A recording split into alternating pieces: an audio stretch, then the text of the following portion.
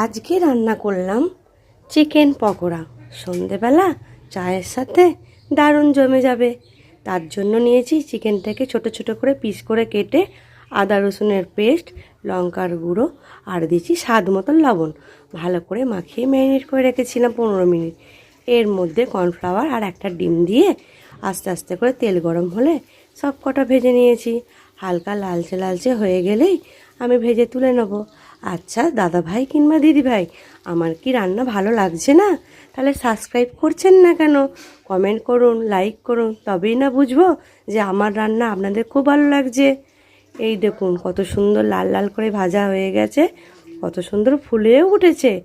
আর সকলে মিলে সন্ধেবেলায় চা বা কিংবা কফির সাথে বসে খেতে খেতে গল্প করুন, দারুণ লাগবে। আপনাদের কীরকম লাগলো? যদি ভালো লেগে থাকে অবশ্যই একটা লাইক, কমেন্ট আর সাবস্ক্রাইব করতে ভুলবেন না।